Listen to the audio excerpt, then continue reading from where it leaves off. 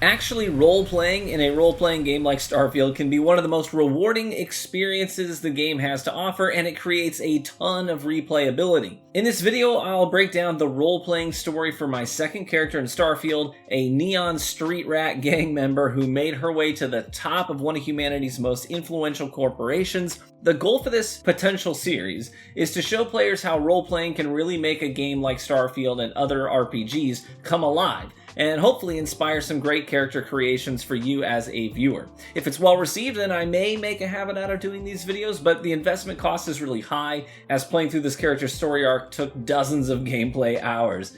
But that's half the fun anyway, so if people want more role-playing arcs, then I'll do more. Alright, let's talk about my neon street rat, Titania. I wanted to do something really different than my level 80 plus main character, who's basically overpowered as heck now and is really like this good guy kind of character. I wanted to play a character that lives in a more of like a gray area, someone who doesn't make choices, just to please their companions and Constellation peers, but a character who had deeper motivations and goals, but also innate triggers that would dictate some wildly different reactions and decisions than my main character had. And since my main character was a good guy and, Freestar Ranger, Frontier Justice character, I decided a neon street rat would result in some wildly different gameplay. So let's set the stage for Titania. Titania, obviously a space name, but one that indicates strength and sturdiness. She's a neon-born Ebbside resident with parents who were Velocity and Aurora addicts. One OD and one disappearance later, she's now an orphan navigating life in the back alley slums in the shadows of rich and prominent corrupt elites.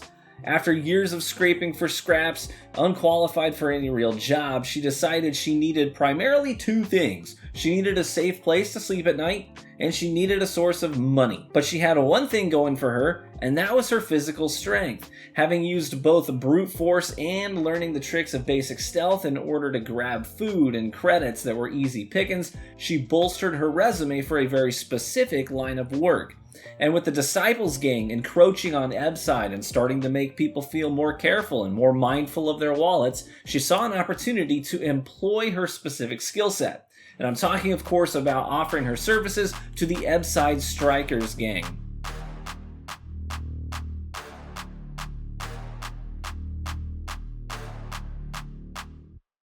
We steal, we mug, we kill if we have to. People that come to us have usually run out of options. So are you really interested? Now, the Strikers had once been the kings of Ebbside, blackmailing and extorting people slightly less poor than themselves and shaking down a citizen here and there, but the Disciples started moving in on their turf, and they didn't play by the rules. They didn't care who they hurt, how many bodies they left behind. They had no honor or respect for the neon community and lifestyles. The Strikers got pushed all the way back to their tiny one-room headquarters in Savage's place, so that's where Titania went, step one in her journey to crawl her way out of the slums. Now, this was far from honest work, but she was well qualified for it. In fact, Ebbside served as an excellent crucible for her to sharpen her natural skills and become even more proficient in them. Disarming disciples in the streets, cornering them on rooftops, and hurtling them into the seas below, screaming all the way down. This is how Titania started spending her days. And with each disciple she sent packing, credits started filling her pockets. It catapulted her forward in two ways. First, it made her develop a hunger for acquiring more wealth because credits meant she was buying her own food and drinks now, which was a freedom she had never experienced before. And second, she could tell that the Strikers obviously needed her, and that gave her power. Right? Being needed was a new sensation for her. But also having people encouraging her to use her talents and hone them, giving her a license to sneak, steal, and kill, that was life-giving and invigorating. And the credits finally allowed her to buy her own a quote-unquote home, a sleep crate in the middle of Ebbside next to Euphorica. And most people would consider this a losing in life, like a literal dump, but to her, hey, this was a castle. This was the first place that was ever truly hers and hers alone. Now, she never really felt much of a connection with the Strikers, though. I mean, initially, because she didn't feel much kinship with a group that she knew, shook down her parents more than once. And then later, because she found their lack of conviction and motivation to set their sights higher, frankly, she found it embarrassing. Their goals were so low-hanging, their dreams too nearsighted. All of this came to a head in the finale of the gang war with the Disciples, the war that she clearly put most of the effort into. when the final assault on the Disciples' main warehouse was the next step, and Titania told the strikers to let her deliver the killing blow and go in alone. And she did just that with a combination of elegant stealth and brutal attacks. Like a jaguar goes from calculated prowling to visceral tearing in a matter of moments. She put every remaining disciple down in her own symphony of gracefulness and brutality. And in her, at that point, most triumphant moment of her life, the strikers bent the knee. When Neon Security waltzed in on her carnage and gave credit to the strikers for her victory, the security offered the strikers uniforms and the opportunity to join the security team as enforcers in Ebbside. So, your gang throws off Sewer Rat Blue and starts wearing Neon Security Black. And with zero hesitation, the strikers took the deal. And Titania's stomach turned. This was a literal dead-end job. Walking a beat in the streets she grew to hate, collecting a pittance of a salary just to go on an extended power trip, enforcing bogus corrupt laws onto poor fishermen, blue-collar workers, homeless, and drug addicts. This was not her dream, and it was a low ceiling that she didn't want to live under. And so even after carrying the weight of the strikers all the way to the finish line and earning their access to this deal, she turned down the opportunity, and the strikers didn't even put up a fight to keep her. No words of thanks or encouragement, no petitions to her to convince her to stay with them. To put it bluntly, she was no longer needed. They got everything they wanted and more, and now they no longer needed a soldier to win them a gang war. And so for the first time in over a year, Titania went home and had no plan for the future, no clear path to advancing her goals, and now no direct source of income. She had enough to live on for a month or two if she stretched herself, but the Disciples' coffers had run dry, and there was nothing left to take from them. But the events in Ebbside didn't go entirely unseen to specific eyes in Bayou Plaza. High up in their golden palace, Ryujin Industries had a woman who was on the hunt for a specific kind of talent, and Titania fit that bill in all the crucial areas. First, she had just proven that she could handle the pressure of solo work up against seriously stacked odds. Second, she could combine stealth and brutality without having her moral compass flinch if that's what it took to get the job done. Third, she had no connections. She had survived the crucible of Ebbside and come out on top. And she had no parents, no friends, or bosses to whom she felt any kind of connection or loyalty. And finally, she was highly motivated. She had the drive, she had conviction, a hunger for more.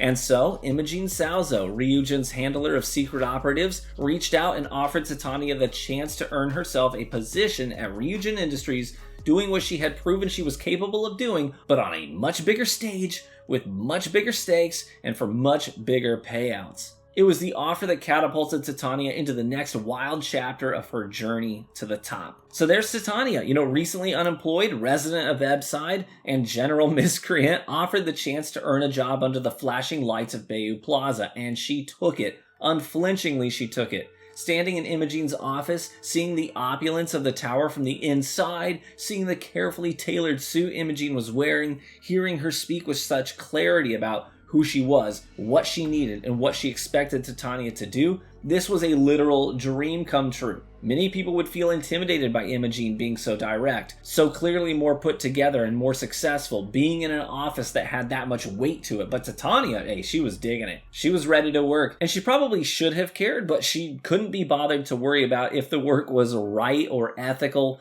Honestly, she saw a strong, wealthy woman with means asking her to screw over some other rich people, and she was sold on it. Her first job was easy. Travel to Aquila City and plant some incriminating evidence on Ryujin competitors Laredo firearms, and this ended up being the gift that kept on giving. She dumped all her cash, including her initial stipend from Ryujin Industries, to buy a cheap Hope-Tech starship with basic defense systems and limited cargo hold space. It didn't even have a bed, and she flew out to Aquila City with no money left to her name.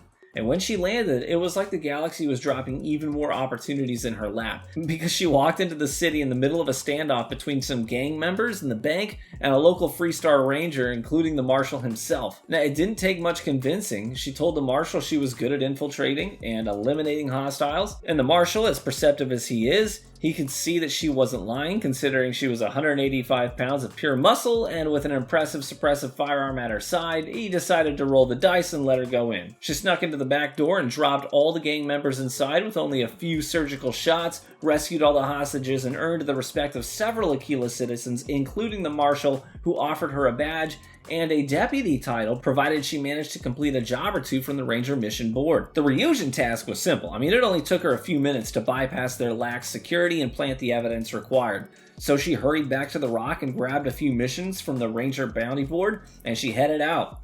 It was the easiest money she had ever made. It mainly involved traveling to some isolated buildings and going scorched earth. No civilians to worry about, no worrisome collateral damage, just wipe out everything that moves. And that came very naturally to her. A couple well-placed shots and a handful of heavy-handed haymakers made spacers fold like a wet paper towel. They were no different really from the Disciples, just some punks thinking they were tough. Only these punks had firearms to collect and sell, spacesuits, cred sticks, and even a couple of banged up starships for her to register and sell for a moderate profit. But the payout of these contracts, on top of the money she made selling off all the loot she acquired, meant she had made over 18,000 credits in a single day. It was the most profitable day of her life up to that point. The marshal was impressed. He deputized her on the spot, even though Ranger Wilcox offered some concerns about Titania's dedication to the Freestar people. But the marshal wanted someone who could get things done. And Titania was more than happy to accept the deputy badge, because where she came from, a badge was not a sign of someone's commitment to serve and protect.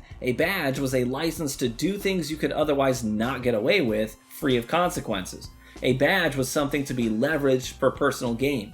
And unlike the Neon Security Force, a deputy badge didn't mean walking some beat for a pittance. It meant having leverage over people around the settled systems and having access to high-paying Ranger bounties. But as fun as this side gig was, she knew the real money was still in the corporate sector. And while killing spacers was lucrative for the day, the Ivory Palace of Ryujin Industries was built on millions of credits, so she recognized the higher potential there. She flew back, reported her success at Laredo to Imogene, and she started making credits by sabotaging Ryujin's competition. And most importantly, she did it flawlessly. Not a single alarm raised, never a witness to her actions, never a body count racked up in the process of getting her jobs done. Her physical discipline propelled her forward, made success possible, and most importantly, her street stealth skills, learning to blend in the middle of a crowded location, made her indispensable to Ryujin Industries. And luckily, her stealth meant she never had to engage people in active conversations on a job, because she frankly sucks at talking.